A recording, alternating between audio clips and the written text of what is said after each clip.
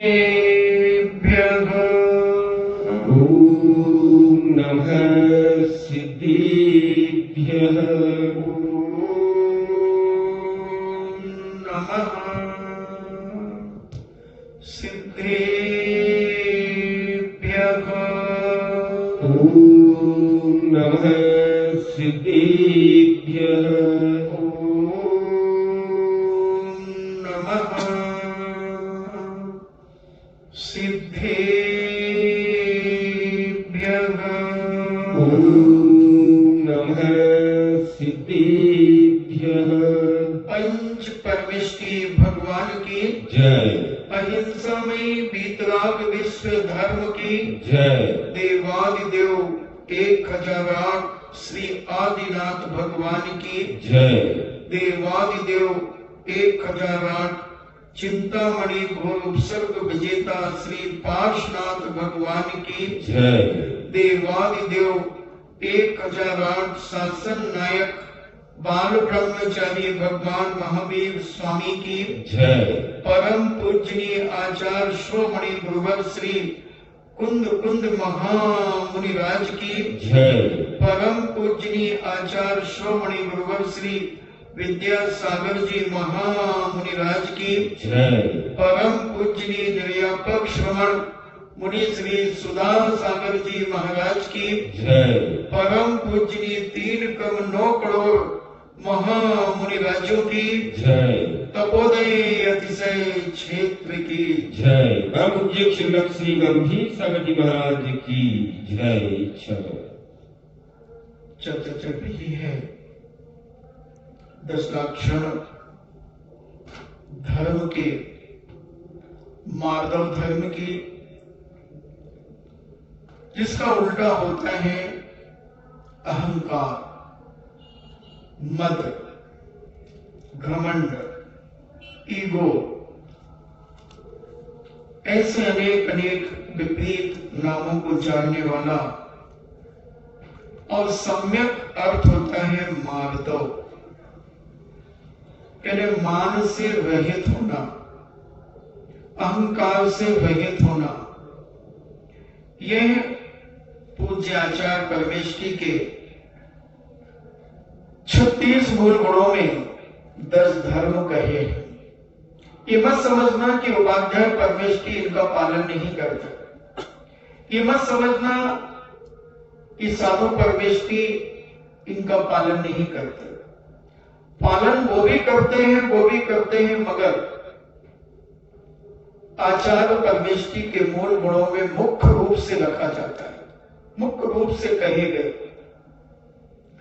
तो ऐसे तीनों मुनिराज ये भी मत समझें कि एक क्षुल्लक कारिका इनका पालन नहीं करते, और ये भी मत समझें कि गृहस्थ भी इनका पालन नहीं करे तो चलेगा।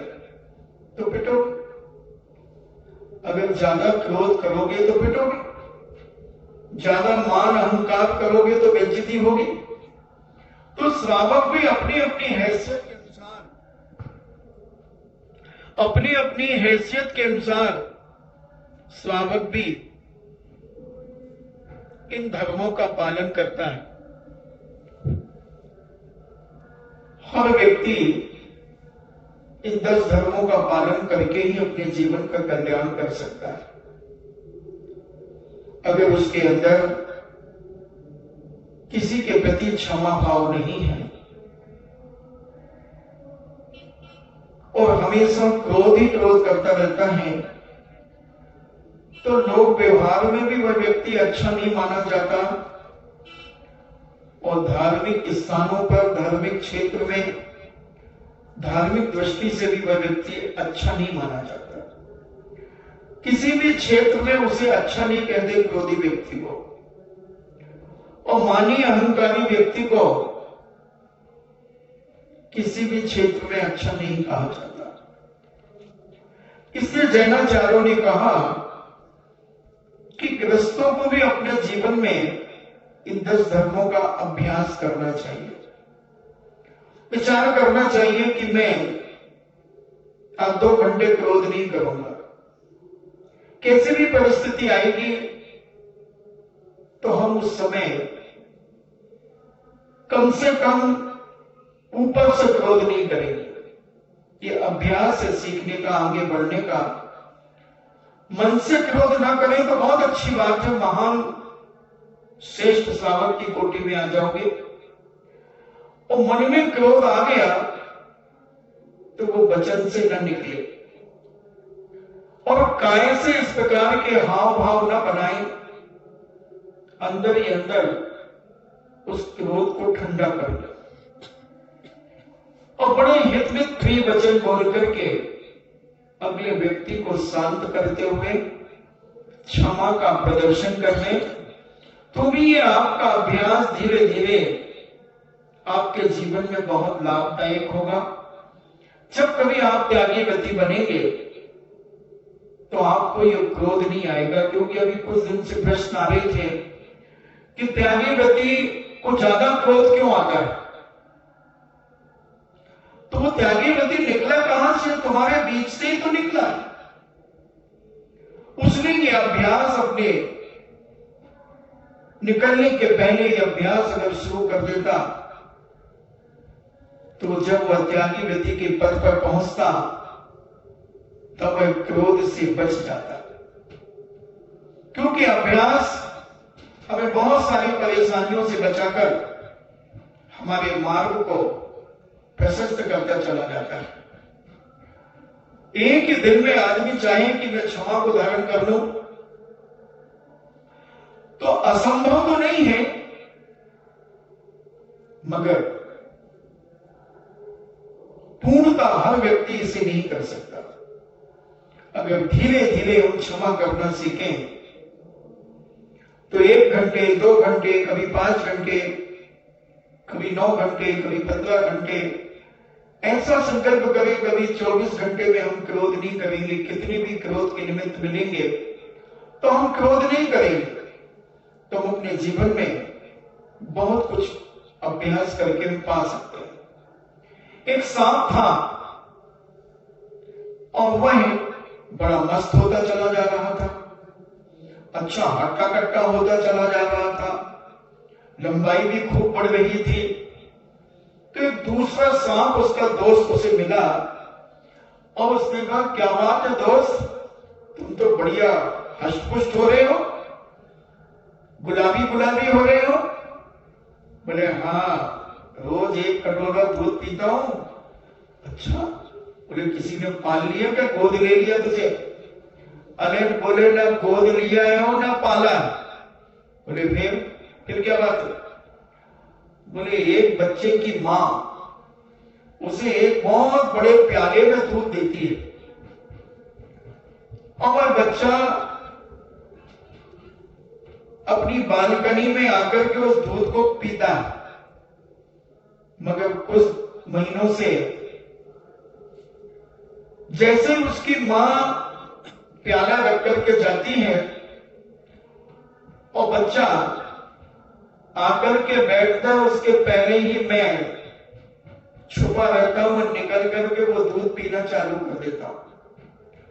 बोले अच्छा, वो बच्चा कुछ नहीं कहता। अरे बोले वो थप्पड़ तो मारता है मुझे, वो बच्चा थप्पड़ तो मारता है, मगर मुझे बहुत प्यारा लगता है, छोटे छोटे से हाथ रहते हैं उसके गुलगुले और वो मुझे मेरा दूध पी रहा है और मैं तो पी जाता हूं पूरा दूध सटासट और वो बच जाता हूं। और फिर वो आता रोता है, मां मेरा दूध कहां गया बेटा, तुझे दूध दिया था ना? ओ पी गया ना। कौन पी गया? एक सांप पी गया। सांप पी गया? अरे अब मैं तेरा पात्र बदल देती हूं। अब उसकी मां उस पात्र को मांझ करके अग्नि पर तपा करके और फिर दूसरे पात्र में उसे दूध देती। तो उसने कहा अच्छा, बोले तू एक पात्र बड़ा, हाँ बड़ा भारी रहता है, मैं तो पी जाता हूं। वाह। बोले उस बच्चे को गुस्सा नहीं आता? बोले थोड़ा सा। और तू पिटता रहता, तुझे भी गुस्सा नहीं आता? बोले पागल, गुस्सा करके अपना दूध थोड़ी छुड़वाऊंगा, दूध मिलना बंद हो जाएगा गुस्सा करूंगा तो। अगर मैं उसे डराऊंगा, क्रोध करूंगा, फुसकारूंगा तो डर जाएगा और जोर से चिल्लाएगा, और जिस समय में दूध पीता रहूंगा उसी समय उसकी मां आ गई तो मेरा तो कछुआ निकाल देगी, मूसल से कुचल देगी। इसलिए बेटा गुस्सा करना ठीक नहीं है। गुस्सा करना यानी अपने पैर पे कुल्हाड़ी मारना है। एक सांप दूसरे सांप को समझा रहा है तो दूसरा सांप कहता अच्छा ऐसी बात है तो लो मैं नियम लेता हूं कि मैं 100 थप्पड़ खाता रहूंगा फिर भी गुस्सा नहीं करूंगा। 100 थप्पड़ खाने के बाद मैं गुस्सा करूंगा। उसने कहा तू देख ले भाई, मेरा जुगाड़ तो बहुत तगड़ा है, मुझे तो एक प्याला दूध मिलता है मस्ती से पीता हूं। उसने भी एक सेटिंग कर ली। उसने भी एक जगह एक बच्चे को दूध दिया जाए, बच्चों को तो दूध दिया ही जाता है, और पहले प्याला ही चलते थे, ये गिलास गिलास तो सब बहुत बाद में चले। पहले प्याला चलते थे, कांसे का प्याला, पीतल का प्याला, कई घरों में चांदी के प्याले होते थे, जर्मन सिल्वर का प्याला होता था। अब तो लोहे के प्याले होते, स्टील यानी लोहा, महाअशुभ, महाअशुभ है स्टील। तांबा, पीतल, जर्मन सिल्वर, कांसा, ये धातुएं शुभ और मांगलिक मानी जाती है। सोने चांदी तो मांगलिक होती ही, मगर अज्ञानियों ने अपने घर से पीतल के, तांबे के, कांसे के सब बर्तन बेच दिए और स्टील खरीद लिया, लोहा खरीद लिया। महाराज जी आप समझते तो नहीं, वो मांझने में बहुत मेहनत लगती है, और स्टील को तो 1 मिनट में हम चर्बी से मांझ लेते हैं। क्या चर्बी से मांझ लेते? हाँ, मतलब बिम होता है ना, बिम, उसमें चर्बी पड़ी होती है तो हम उससे साफ कर लेते हैं। अच्छा, बिम में चर्बी होती है? हाँ, बिम में चर्बी होती है, और बिम से बर्तन मांझने वाला व्यक्ति मांस ही खा रहा है, क्योंकि चर्बी उसके शरीर में जा रही है, सुअर की चर्बी। इसलिए बर्तन मांझने के लिए बिम का प्रयोग नहीं करना चाहिए। पहले की माताएं राख से बर्तन मांजती थी, नारियल के बूझ से बर्तन मांजती थी। अब क्या झकझकाते थे बर्तन, खटाई से बर्तन मांजते थे, इमली की खटाई, नींबू की खटाई, ऐसे पीतल के बर्तन सोने जैसे चमकते थे। मगर अब प्रमादी और आलसी आज के लोग रेडीमेड काम चाहते हैं। थोड़ा सा विम डाला, अब एक बूझा सा लिया, अब उससे यूं यूं करे, अब उनके बर्तन धुल गए, अशुभ। अब उस बच्चे का प्याला दूसरा दोस्त एक दूसरे सांप ने तैयार कर लिया, और उस सांप ने नियम लिया कि 100 थप्पड़ तक वो बच्चा मुझे मारेगा तो मैं क्रोध नहीं करूंगा, क्रोध नहीं करूंगा। अब उसकी मां जब उसे दूध दे तो वो सर्व चुपचाप गया, उसका प्याला रखा नहीं, और मां ने पीठ फेरी नहीं और दूध पीना शुरू कर दिया। वो बच्चे का हट हट, एक थप्पड़ दे, हट एक थप्पड़ दे, हट हट, मेरा दूध है ना, हट हट, और वो पूरा दूध पी गया। 75 थप्पड़ मारे उसने। 75 थप्पड़ खाने के बाद दूध पूरा हो गया। बच्चा कुछ नहीं बोला, मां से कहता है मां मुझे दूध दो। कहा गया दूध, तेरा दूध दिया था ना तुझे? हाँ मुझे और चाहिए, वो डुल गया। अच्छा डुल गया तो बेटा भूखा है तू? हाँ, मैं इस प्याले में नहीं पीऊंगा, मैं दूसरा प्याला, इसको मांझ लेना, गर्म कर लेना। क्यों? ये डुल गया ना वहां गंदी जगह में। अच्छा। दूसरे दिन सांप कहीं से और खा पी के आया था, तो थोड़ा धीरे धीरे दूध पी रहा था, और बच्चे ने अभी एक हाथ से मारता था, दोनों हाथ से मारना शुरू कर दिया। पूरा दूध नहीं पी पाया और 100 थप्पड़ हो गए, और 100 थप्पड़ होते ही सांप फुसकार गया। बच्चा चिल्ला पड़ा, सांप सांप, और मां आई, कहां सांप, और मूसल दे मारा, सांप मर गया।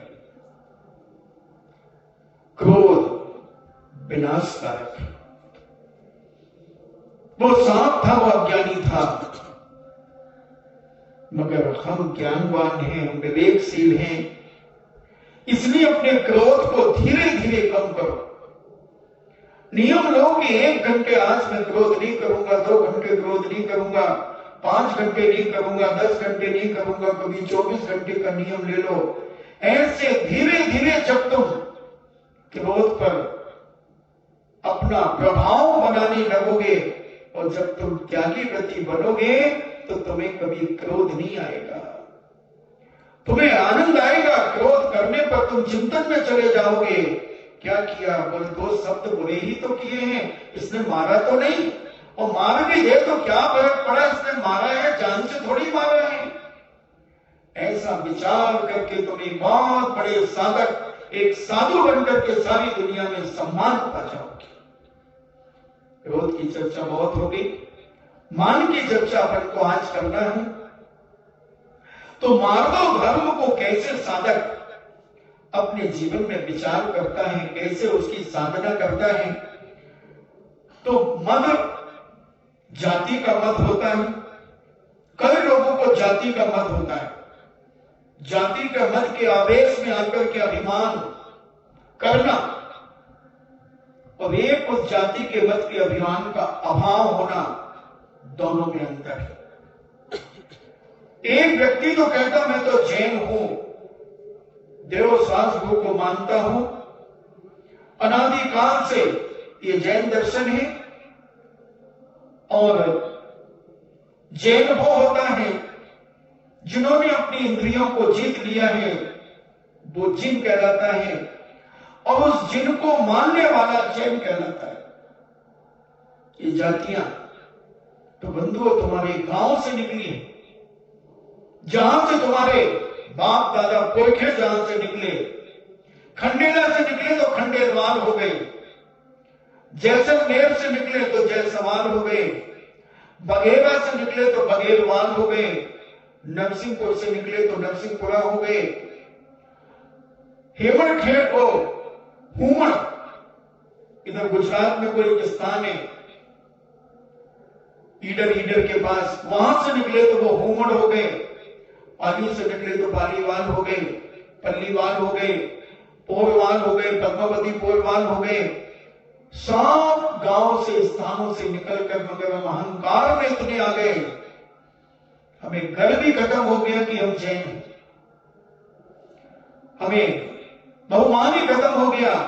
तो जैनाचार्य कहते हैं कि जो अपनी जाति का मद नहीं करता, उस जाति के आवेश से अभिमान का अभाव जिसका हो जाता है, वह माधव उत्तम जाति, उत्तम कुल, उत्तम रूप, उत्तम ऐश्वर्य, सुख, बहुत विशिष्ट ज्ञान, लाभ, वीर आदि की शक्ति, इन पर कभी मद नहीं करता।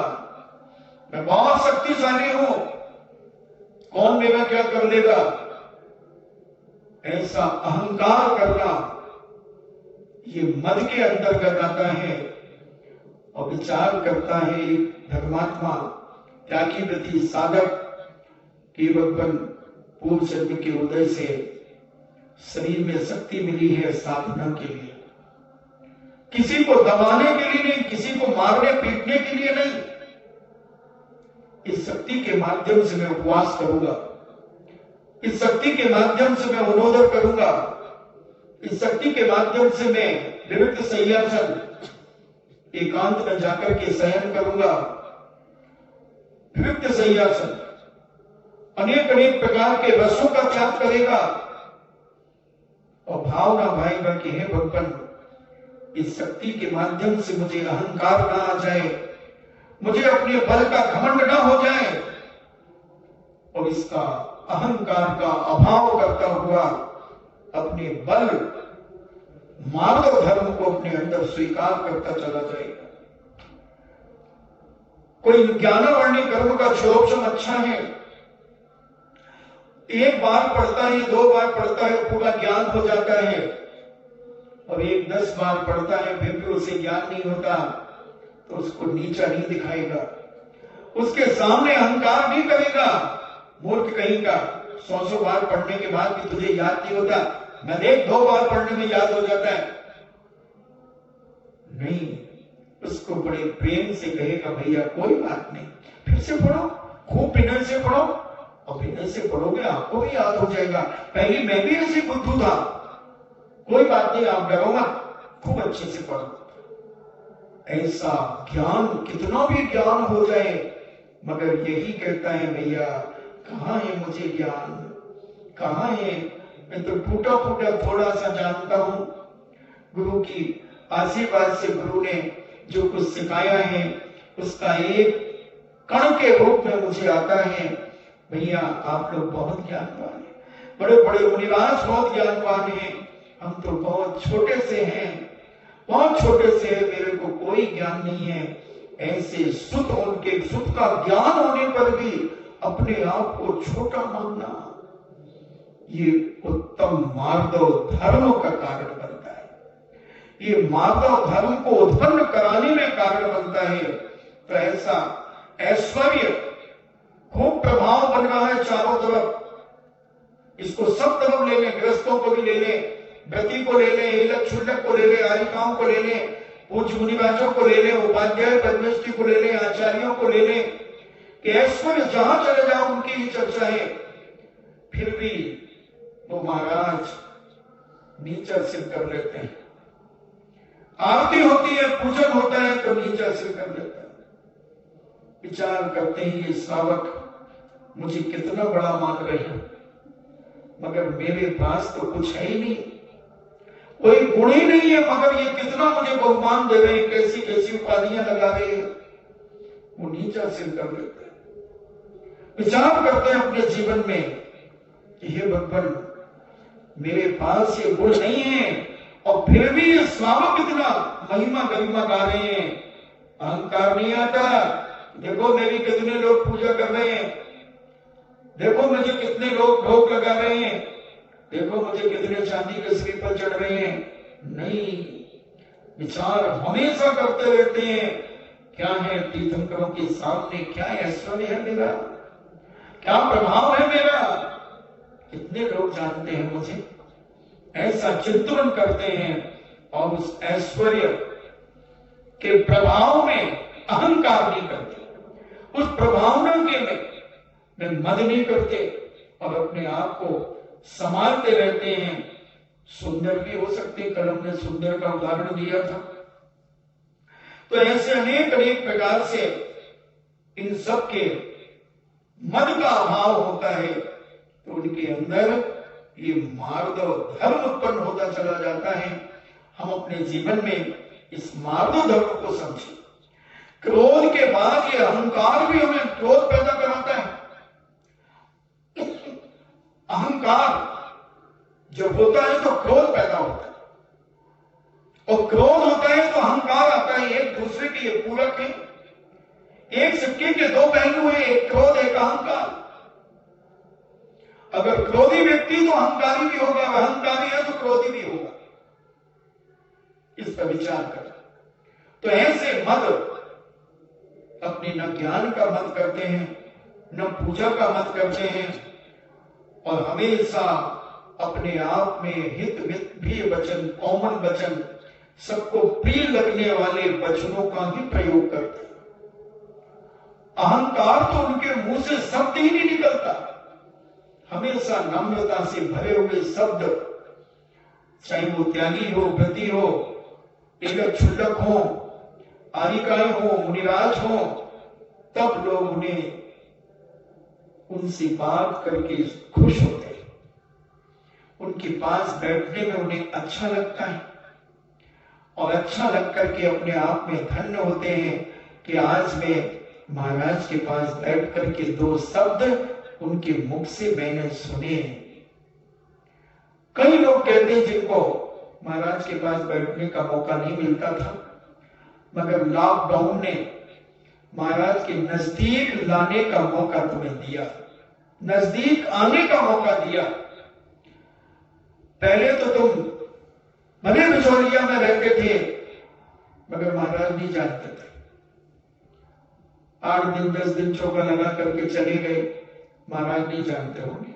मगर अब तुमने इतने नजदीक से महाराज को पहचाना और महाराज ने भी तुम्हें देखा, तो अब महाराज तुम्हें जानते हैं। अब तुम जब बाहर भी कभी 10 साल बाद भी आओ तो फौरन महाराज तो पहचान जाएंगे कि ये वो व्यक्ति थी जो लॉकडाउन में। तो तुमने पहचाना महाराज को, क्योंकि जब मंच पे वो बैठते हैं तो अलग रूप होता है। कई लोग कहते हैं महाराज जी इतने सरल, ऐसे हम तो बैठ के बातें करते हैं, और जब मंच पे देखते हैं तो दहाड़ते हैं ऐसे जैसे बहुत गुस्सा वाले हो। तो आदमी की पहचान उसके नजदीक आने पर होती है। और तुम्हें लगा, लोग कहते हैं कि महाराज तो बहुत सरल है, बहुत सरल, कोई उन्हें अहंकार नहीं है, बहुत नम्र है। साधु की यही पहचान है, साधु ऐसा ही होता है। तो ऐसे मधु से रहित इन मधु का त्याग करता हुआ मन वचन काया से वह साधक सब तरफ से अभिमानों का त्याग करता हुआ कोमल परिणामों को धारण करता है। विचार करता है कि मेरी वाणी से किसी को कष्ट न हो जाए, मेरे देखने से किसी को कष्ट न हो जाए, मेरे चलने से किसी को कष्ट न हो जाए। स्वयं कष्ट सहेगा, स्वयं सब कुछ सहेगा, मगर मेरे कारण किसी को कोई तकलीफ ना हो जाए, इसका एक धर्मात्मा, एक त्यागी व्यक्ति, संयमी व्यक्ति सदा काल इसका ध्यान रखता है। और ऐसा वही श्रेष्ठ दया को पालन करने वाला, मार्दव धर्म का पालन करने वाला होता है। ऐसा मार्दव धर्म किसके होता है? आपके अंदर भी आ सकता है मार्दव धर्म। उत्तम तो नहीं आएगा, उत्तम मार्दव धर्म तो नहीं आएगा, मगर मार्दव धर्म तो आ सकता है। यानी विनयशीलता आ सकती है, करुणा आ सकती है, दया आ सकती है, नम्रता आ सकती है। तो जो बड़े बड़े मुनिराज होते हैं, उनके अंदर जो मनस्वी पुरुष कुल, रूप, जाति, बुद्धि, तप, शास्त्र और सील आदि के विषय में थोड़ा भी घमंड नहीं करते, उनके मार्दव धर्म होता है। अब आप अपने अंदर विचार कर लो कि आपको धन का मद आता है, रूप का मद आता है, बल का मद आता है, जाति का मद आता है, कुल का मद आता है, ज्ञान का मद आता है, अपने ऐश्वर्य प्रभाव का मद आता है, तो आप सम्यक दृष्टि भी नहीं है। क्योंकि ये सम्यक दर्शन के जो 25 दोष हैं, उनमें हमने बहुत पहले बताया है कि 8 मद जो है, जिनके पास अगर इन मदों में से एक मद भी है, वो अपाहिज है, विकलांग है, मोक्ष मार्ग में हुआ लंगड़ा है, लूला है, अपाहिज है। वो सम्यक दृष्टि हो ही नहीं सकता।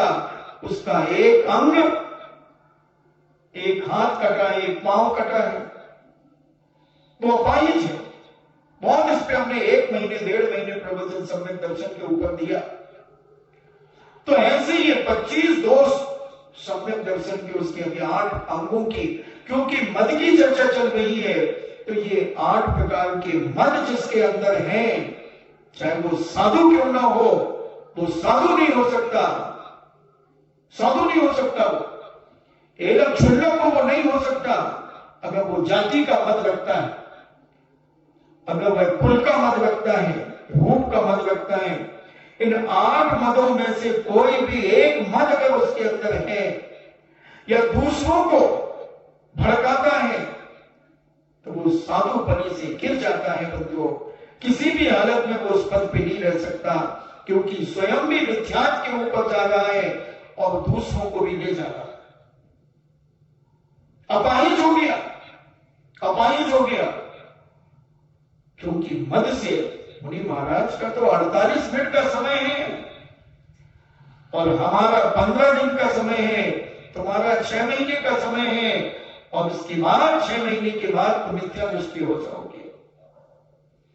हम भी 6 महीने 15 दिन से आगे निकल गया, चाहे वो मद हो, चाहे वो क्रोध हो, चाहे माया हो, चाहे लोभ हो, हमारा भी गुणस्थान चौथा हो जाएगा।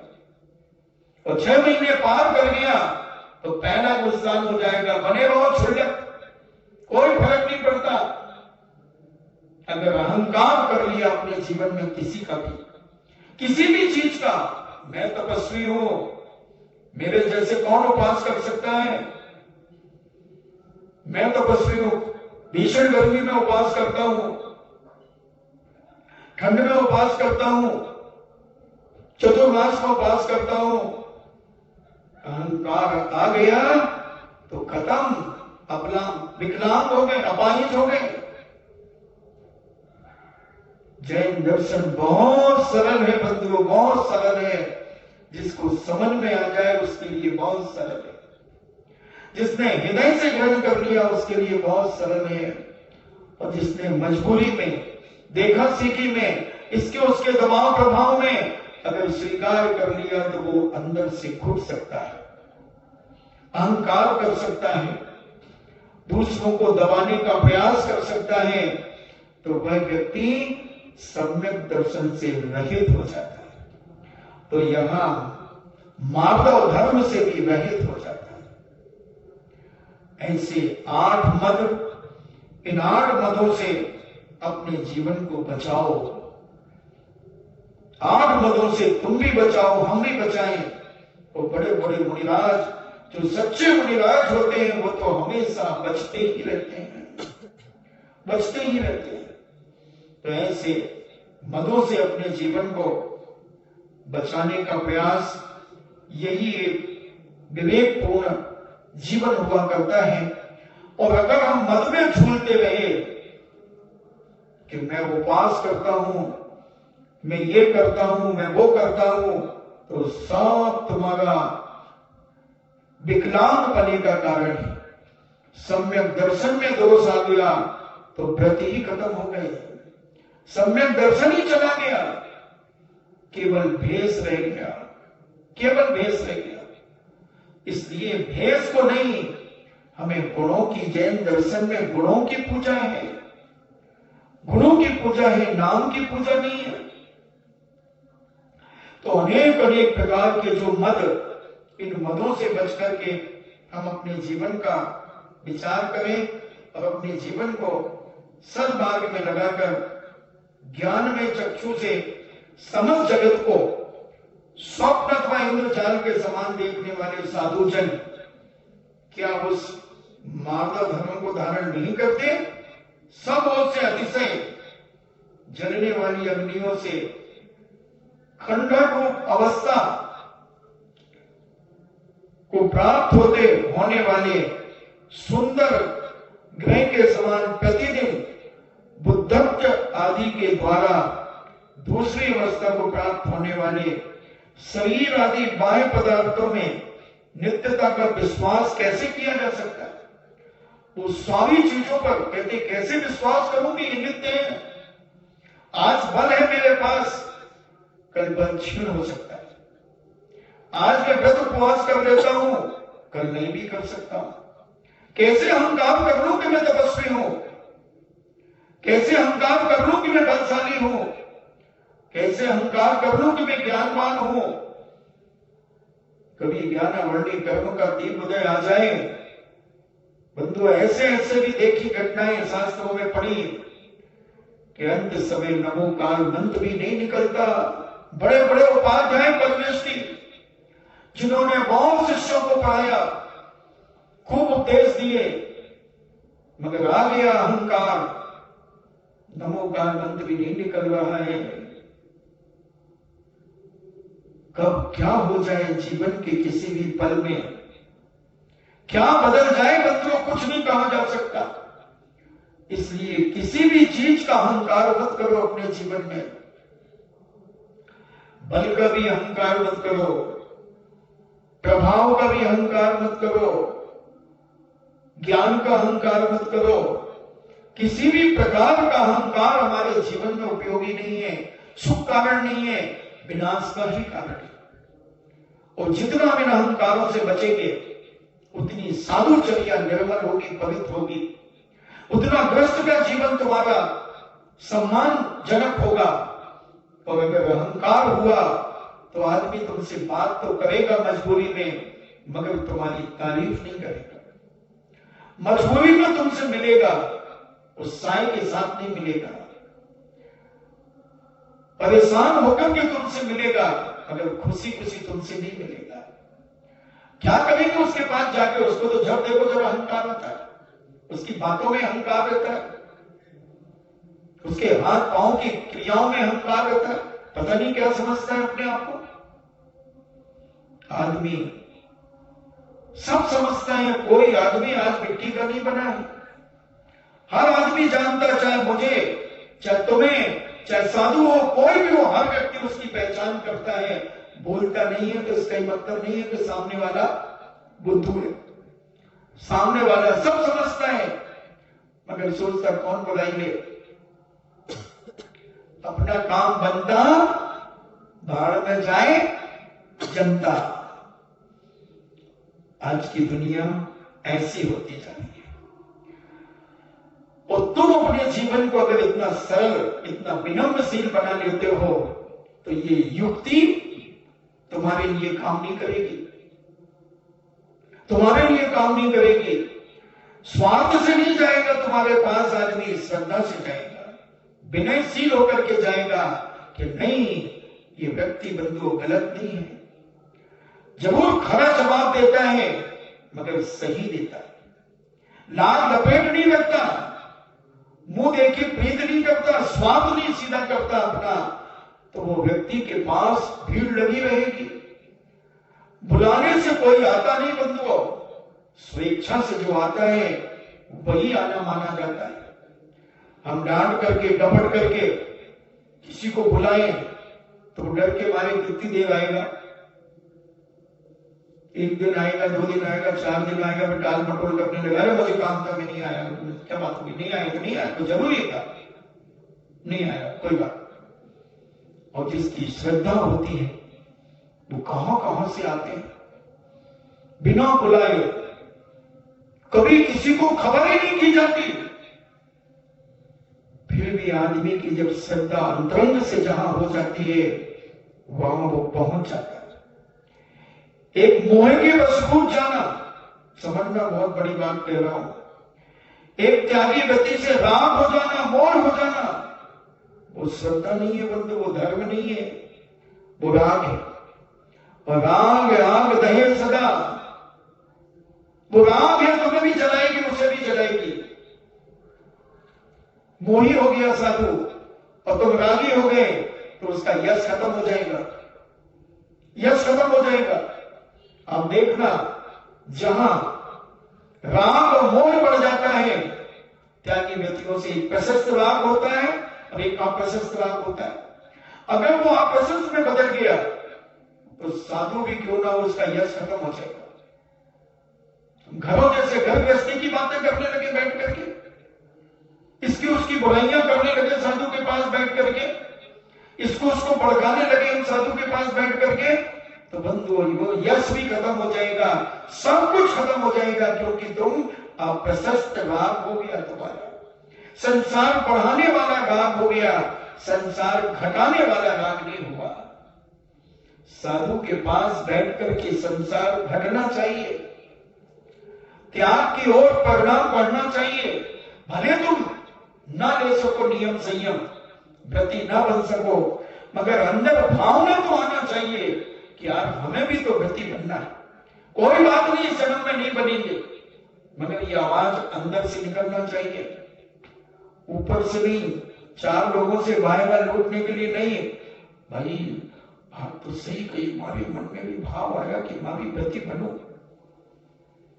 ये ऊपर से कहना और एक अंदर से विचार करना में बहुत अंतर है, बहुत अंतर है। अंदर से बार बार टीस लगना, हम भी तो आदमी, हम भी वही खाते हैं, पीते हैं, सब कुछ करते हैं, और दूसरे लोग इतने व्रती कैसे बन जाते हैं? बाहर के लोग आते हैं, कितने नियम संयम से रहते हैं, कितनी शुद्धि से भोजन बनाते हैं, कितनी विशुद्धि होती है उनके भोजन में, कितना अच्छा लगता है। हमारे अंदर क्यों नहीं आ पा रहा? ये अपने मन से पूछो, स्वयं इस मन को फटकारते हुए, और उनके पास बैठो, ऐसे लोगों के पास कि जो त्यागी व्रती हैं, उनसे संपर्क करो और उनसे सीखो। अंदर से सीखना, ऊपर से दिखावा मत करना, नहीं तो अहंकारी कहलाओगे और दुर्गति के पास पहुंचोगे। त्यागी व्यक्तियों की इज्जत करना, इज्जत करना, और जो त्यागी व्यक्तियों की इज्जत करता है उसे भी इज्जत और मान और सम्मान मिलता है। बंधुओं, त्यागी हमारे आचार्य श्री कहते हैं कि अगर दो प्रतिमाधारी भी है, दो प्रतिमाधारी भी है और निर्दोष चर्या का पालन करता है, तो पूरी समाज को हिला सकता है और सारी समाज उसका बहुमान करती है, बहुमान करती है। अगर उस त्यागी व्रती में विवेक है, उसकी चर्या अच्छी है, निर्लोभी है, खाने पीने में ज्यादा गिद्धता नहीं है, पेट भरने के लिए, अपना जीवन चलाने के लिए भोजन करता है, उसकी इज्जत चारों तरफ दिन दूनी रात छोड़नी पड़ती है। और अगर जो त्यागी व्रती, सब आगे त्यागी व्रती में साधु संत से लेकर के दो प्रतिमाधारी तक, अगर उनके अंदर खाने की तृष्णा है, हर चीज लेने की तृष्णा है, ये भी मिल जाए, ये भी मिल जाए, वो भी मिल जाए, वो भी मेरे पास आ जाए, वो भी मेरे पास आ जाए, वो मेरे कहने में चले, तो बस वो खत्म, खत्म है, वो भैंस है उसका, बस कुछ नहीं है, वो तो दिखावा है,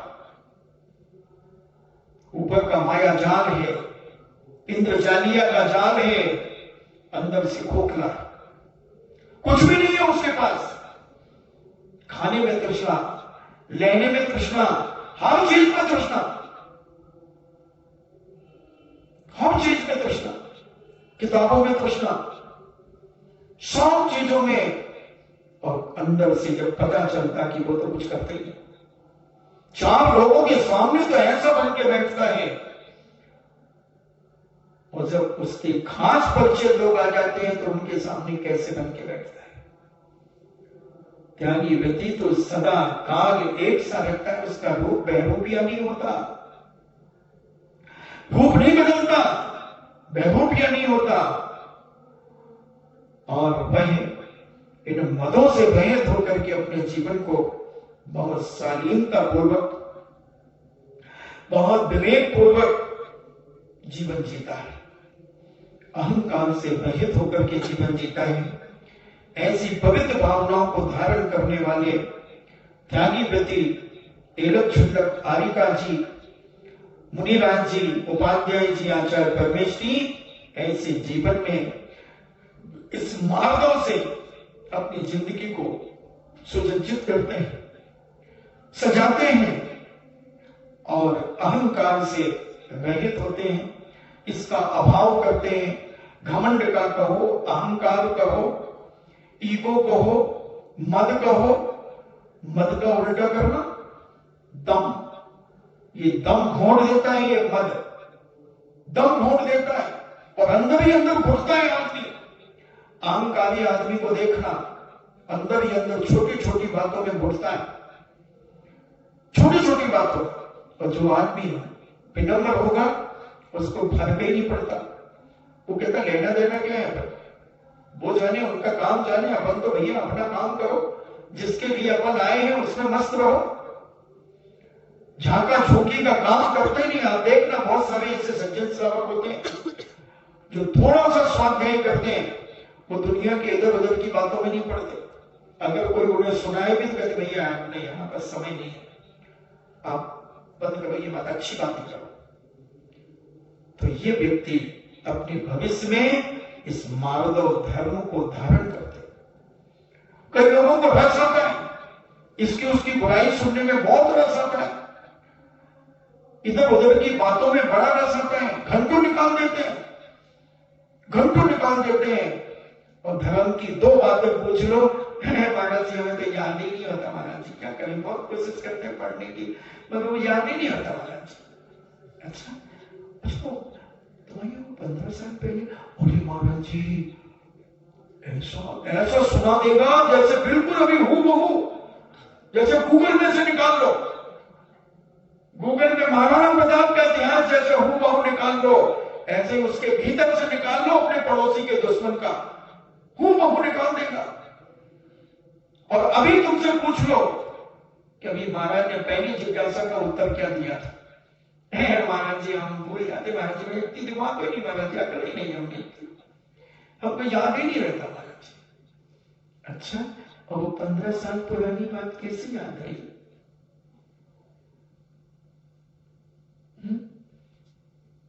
कब की बता दें? 50 साल शादी के हो गए, उस समय की बता दें वो कि मेरी शादी में कौन कौन आया था और कौन नहीं। भाई महाराज जेठ जी आए, कौन नहीं हमारी शादी में? भाई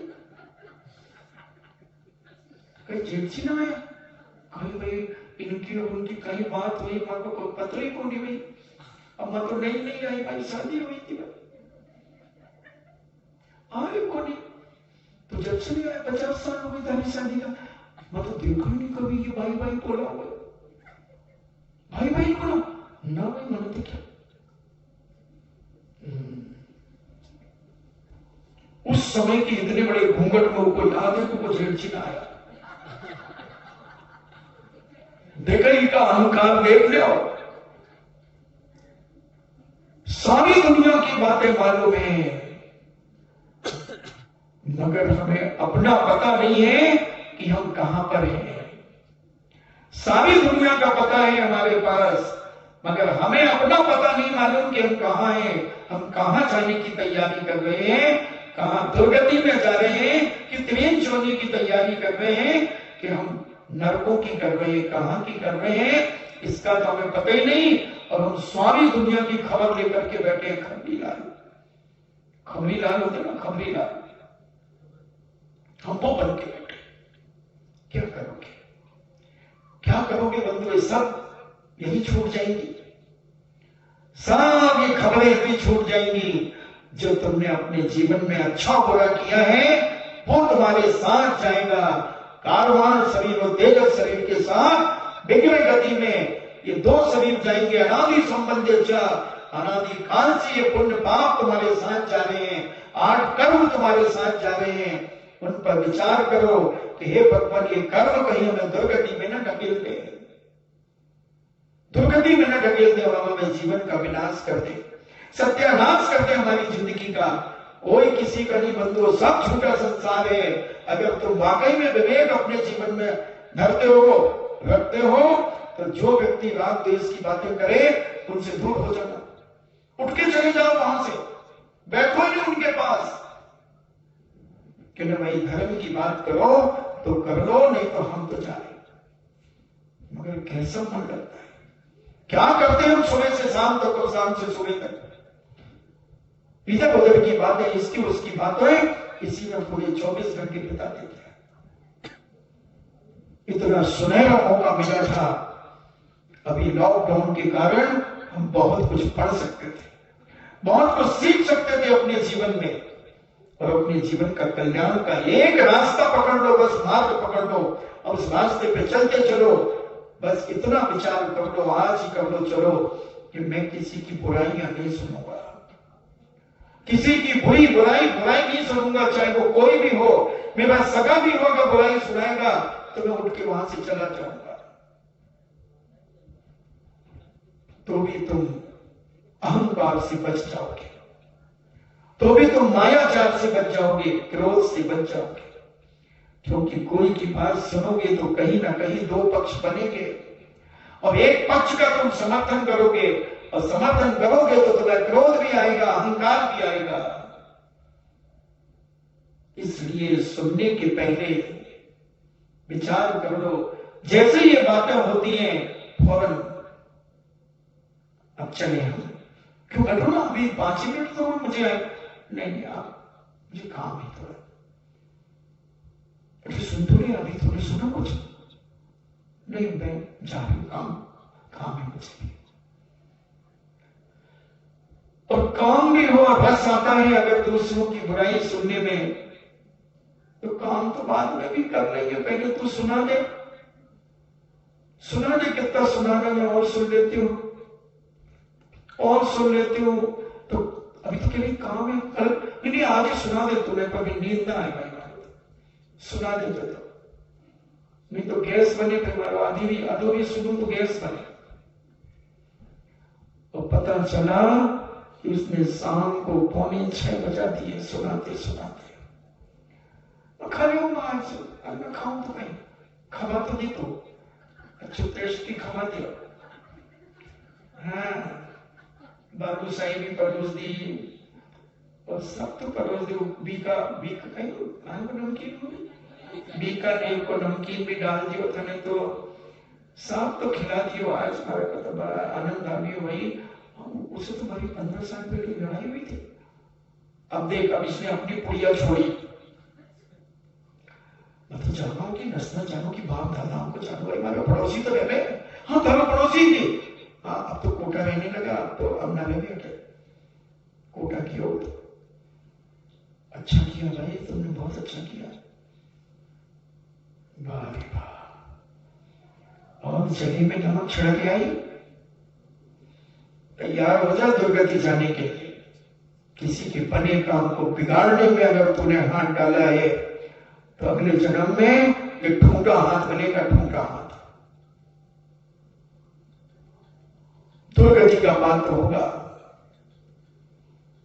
इसलिए मान कसाए से बचकर के अपने जीवन को हम कितना अभिमान रहित बना करके अपना जीवन जीना सीखते हैं। बंधुओं साधु संतों की संगति का यही फायदा है कि हम अपने अहंकार को कितना शांत कर सकते हैं, हम अपने क्रोध को कितना शांत कर सकते हैं। और अगर साधु ही ऐसा मिल गया हो, अहंकारी साधु मिल गया हो, तो फिर तो क्या है, लोभी गुरु लालची चेला हो नरक में ठेलम ठेला। फिर तो दोनों की दुर्दशा है, वो भी बुराइयां सुनाता है और हम भी सुनते हैं। तो गए बंधु धारो धार, बह गए, डुल गए संसार में, नदियों से बह करके समुद्रों में चले गए और मगरमच्छ खा गए। तो ऐसे इन सब से बच करके अपने जीवन को विचार करो, विवेक युक्त अपना जीवन बनाओ।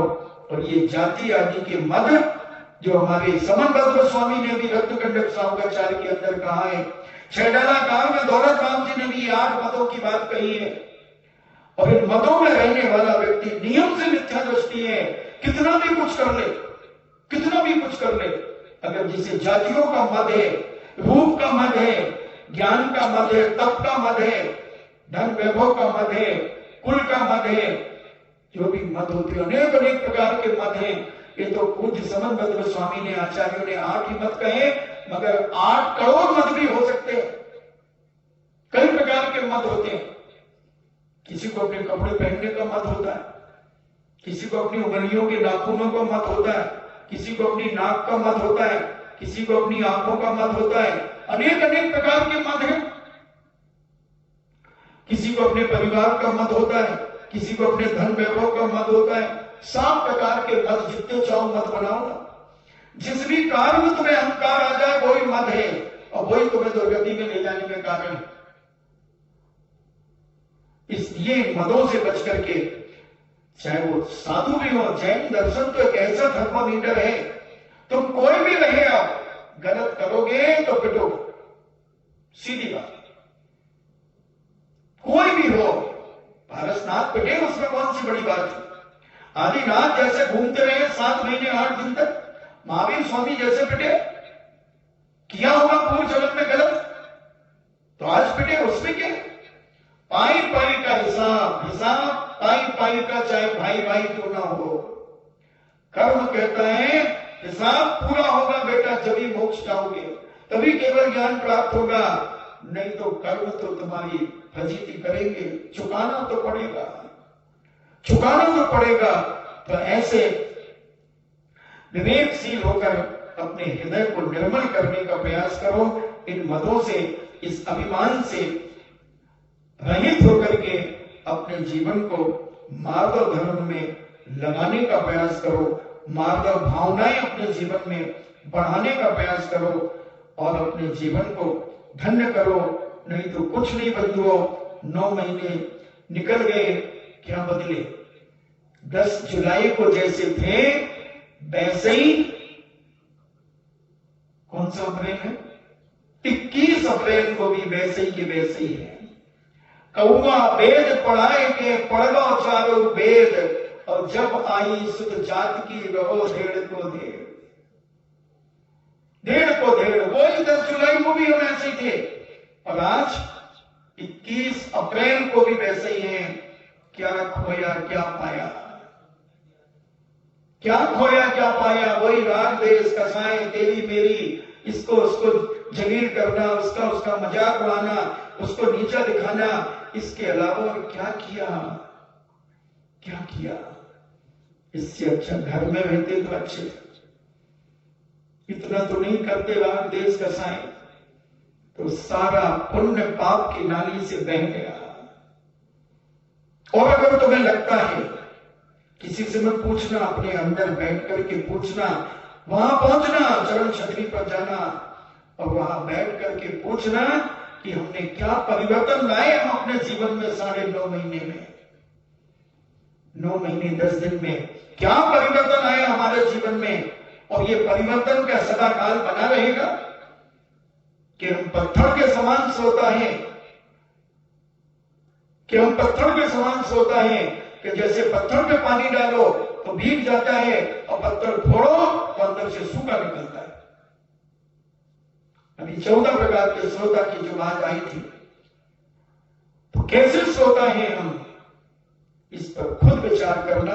किसी से मत पूछना, स्वयं अपना अपना विचार करना और अपनी कौन सी गलती तुमने समाप्त की है 9 महीने के अंदर, कौन सा अहंकार तुमने मिटाया है अपने अंदर से, कौन सी गलती का एहसास तुम्हें हुआ है और किससे तुम्हारा क्रोध कम हुआ है, क्रोध माफ किया है, क्षमा किया है। ये खुद विचार करना मत हो, नहीं तो कुछ नहीं है और पाप और कमा लिया, वज्रलेप और अपने ऊपर लाद लिया। इसलिए समझो, इन सब चीजों को समझ करके अपने जीवन में विचार करो। तो महाराज, हम इस मानव धर्म को कैसे धारण करें? हमें छोटी छोटी बातों में तो अहंकार आ जाता है, हम करें क्या? ये आ सकता है तुम्हारे मन में प्रश्न। तो इसके लिए एक तरीका है, तुम विचार करो कि मैं किस पे अहंकार कर रहा हूं और किसको मैं नीचे दिखाना चाहता हूं। ऐसे अनंतों बार मैंने ये मनुष्य पर्याय प्राप्त की, अनंतों बार में उच्च कुल में पैदा हुआ हूं, अनंतों बार में नीच कुल में पैदा हुआ हूं। इन जातियों के मद में अपने जीवन में धारण करके क्या करूंगा? क्या करूंगा इस संसार में? अनंतों बार तो मैं उच्च कुलों में पैदा हुआ, अनंतों बार में नीच कुलों में पैदा हुआ, अनंतों बार में बलशाली हुआ, अनंतों बार बलशाली हुए, अनंतों बार में संपन्न घराने में पैदा हुआ, संपन्न हुआ। सब मिट जाता है, सब मिट जाता है। अनंतों बार मुझे एक से एक सुंदर रूप मिला, एक से एक सुंदर रूप मिला, मगर जला करके राख कर दिया गया। मैं किस पर अहंकार कर रहा हूं? रूप पर। मैं किस पर अहंकार कर रहा हूं? अपने बल पर। मैं किस पे अहंकार कर रहा हूं? अपने धन वैभव पर। किस पर अहंकार कर रहा हूं? अपनी तपस्या पर। अरे क्या तपस्या करोगे रे? क्या उपास करोगे? गंधर्व परमेश की जिस दिन से दीक्षा लेते हैं उस दिन से उपास ही करते हैं, आहार ही नहीं करते जीवन पर्यंत। लाखों वर्षों तक उपवास करते हैं। तो कितने उपवास करता है? कितनी जगह उपवास की साधना है? जो 4, 10, 100, 50 उपवास कर लिए, 1000, 2000 उपवास कर लिए तो अहंकार आ गया। इधर लाखों उपवास कर लिए तो भी अहंकार नहीं आया। अनंतों बार ऐसा विचार करते हैं, सम्यक दृष्टि जीवात्मा संयमी सच्चे त्यागी गति ऐसा सोचते हैं सच्चे सावक, ऐसा विचार करते हैं कि मैं क्या करूंगा, किस पर अभिमान करूं, मेरा अभिमान व्यर्थ है। कौन से कुल में पैदा हुआ? अरे कई बार इक्ष्वाकु कुल में पैदा हो गया, तीर्थंकरों के कुलों में जन्म लिया, मारीची जैसे ने। कहां कहां नहीं गया, 80 बार, 80 करोड़ बार गधा बना, 60,000 बार वेश्या बना, 60,000 बार गर्भपात हुआ, 50,000 बार नीम का पेड़ बना। कौन? इक्ष्वाकु वंश में पैदा होने वाला साक्षात आदिनाथ का पोता, भरत चक्रवर्ती का बेटा। कौन से कुल का मत कर रहे हो? कौन से कुल का मत कर रहे हो? ऐसे कुलों का मत। पूर्व काल का विचार करो, अनेकों बार ऐसे कुल प्राप्त कर लिए तीर्थंकरों के, चक्रवर्ती के कुलों में पैदा हो गए, नारायण पति नारायण के घरों में पैदा हो गए और मरकर के दुर्गतियों में चले गए। ये जाति के मत। आज जैन बने हो, कल शूद्र बन सकते हो। कोई कपौती नहीं है तुम्हारी, किसी भी कुल में जन्म ले सकते हो।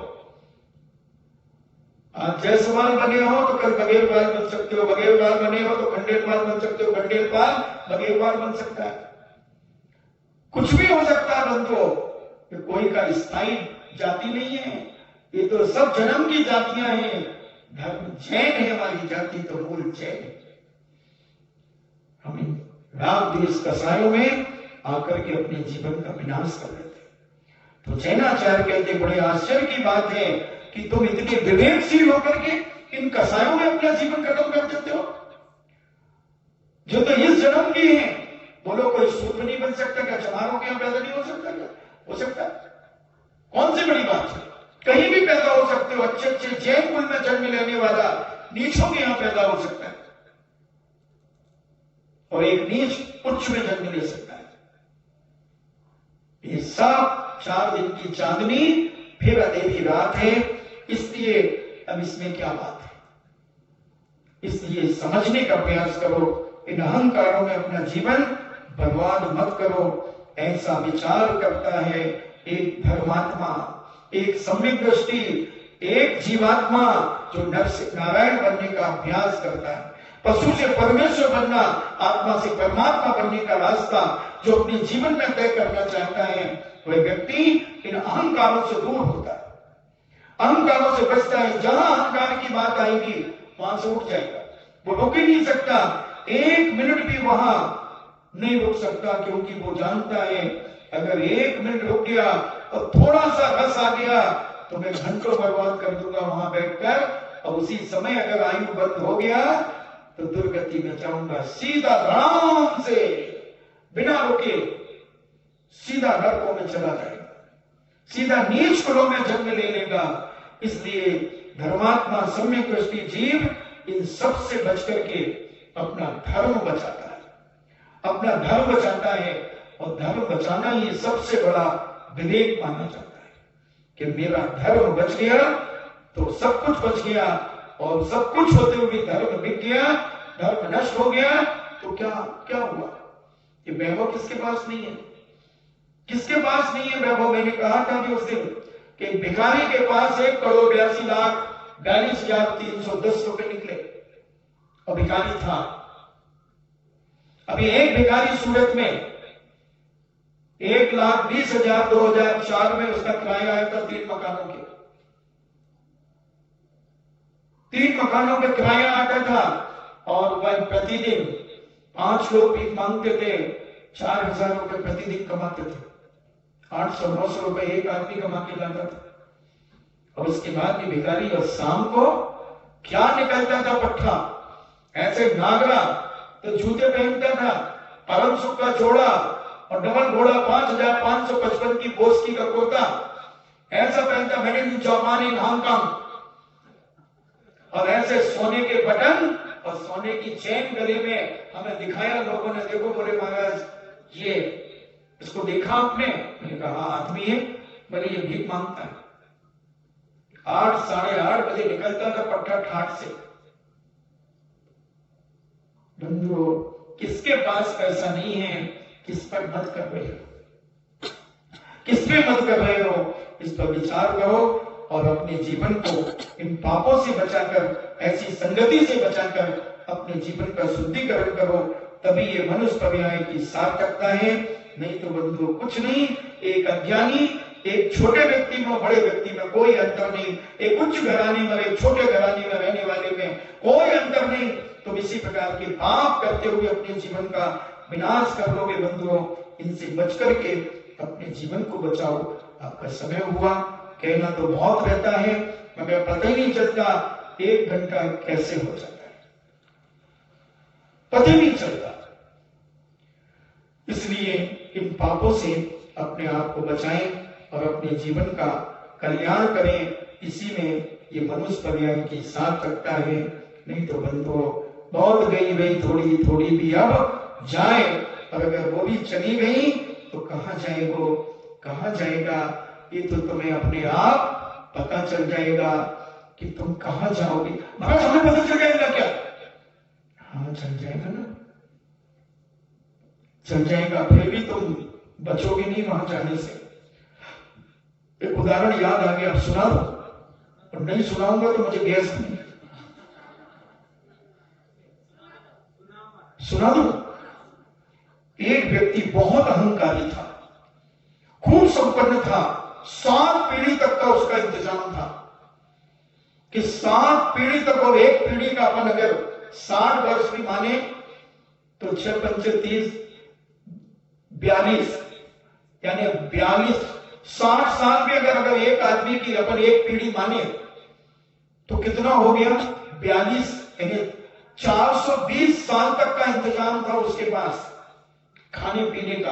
और उसने एक पीढ़ी में जितना खर्च जोड़ा था, दूसरी पीढ़ी में 5 गुना जोड़ा था, फिर तीसरी में फिर उससे 5 गुना, क्योंकि महंगाई बढ़ेगी, फिर उससे 5 गुना, ऐसे 5 गुना करते करते जोड़ा था। इतना पैसा था। और वह मुनिराज उस नगर में थे। मुनिराज के पास गया। मुनिराज ने देखा कि सेठ जी आज क्यों आ रहे हैं, क्या बात है? बोले महाराज आशीर्वाद दो, 8वीं पीढ़ी का इंतजाम करने के लिए जा रहा हूं।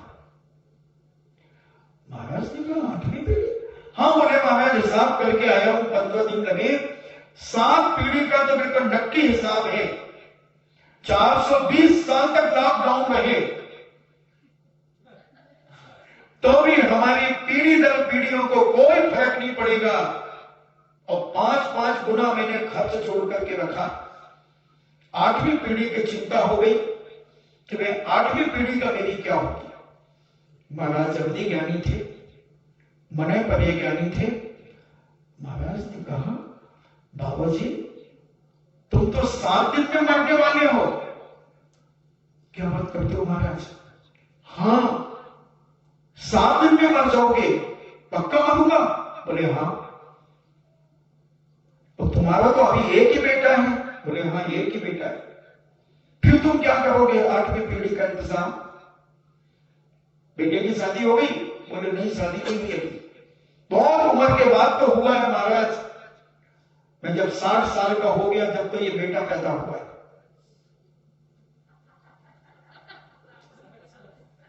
60 साल का डोगरा हो गया हूं मैं, मतलब 60 साल का हुआ, बेटा अभी 25 साल का है। यानी 60 साल शादी के हो गए तब बेटा पैदा हुआ, तो 15 साल में शादी तो 75, और बेटा 25 साल का तो 90 साल का दादाजी 8वीं पीढ़ी का इंतजाम करने जा रहा है। महाराज ने कहा 7 दिन में तुम मरोगे। महाराज ने मर के कहां जाऊंगा? तुम अपने मैं खाने में कीड़ा बनोगे। पक्का बनूंगा महाराज? हाँ। कौन से कलर का बनूंगा? कौन से कलर का बनूंगा? तो महाराज ने कहा उस कलर का बनोगे जैसे आजकल की लड़कियां नेल पॉलिश लगा करके, कह दो, वो नेल पॉलिश का ये नाखून कीड़ा जैसे बना लेती हैं, ऐसी ऐसी लाइनें माइने खींच करके बिंदी बिंदी रख करके और ऐसी मूछें सी बना लेती हैं, ऐसा कीड़ा बनेगा। तो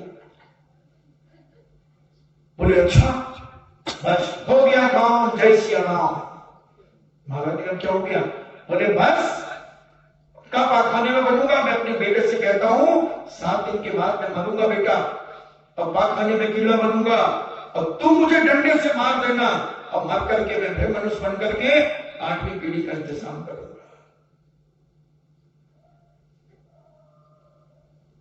घर आया, थोड़ा उदास था।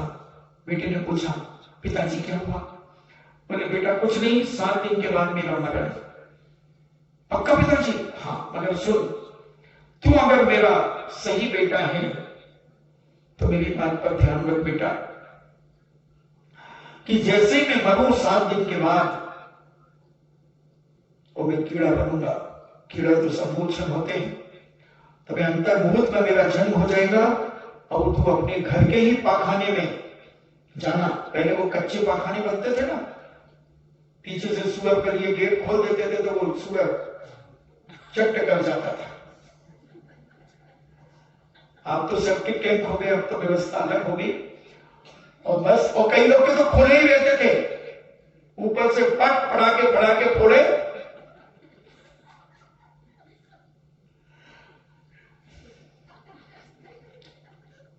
और उधर सफाई होती रहती थी।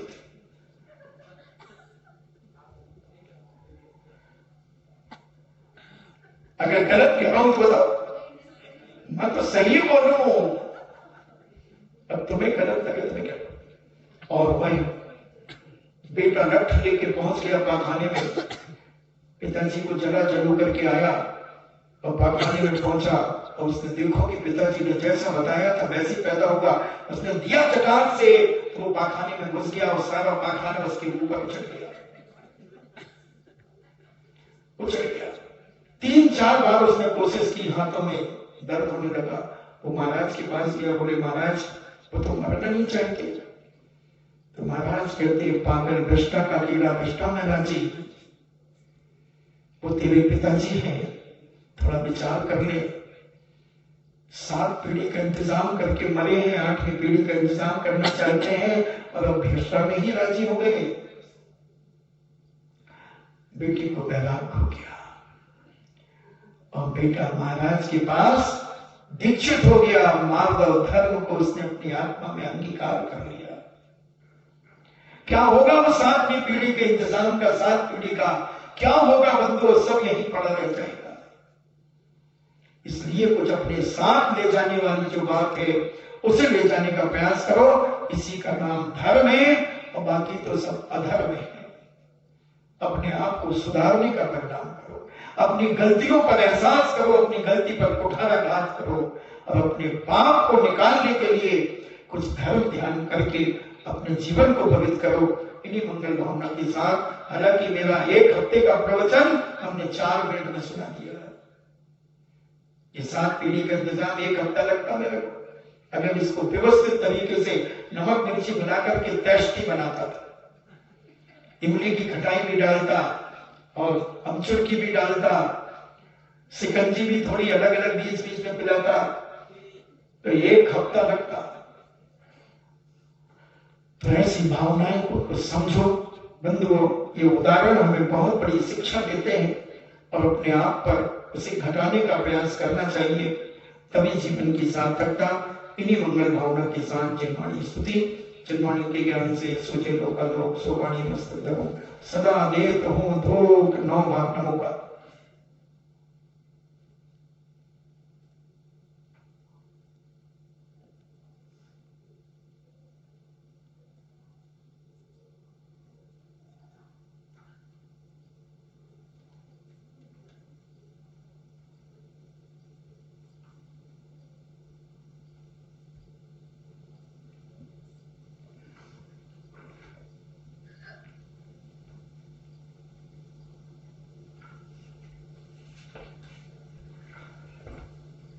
परम पूज्य द्वादशा जिनवाणी माता की सुत देवता जैनम जयतु शासनम वंदे विद्यासागर जैनम जयतु शासनम वंदे विद्यासागर जैनम जयतु शासनम वंदे विद्यासागर।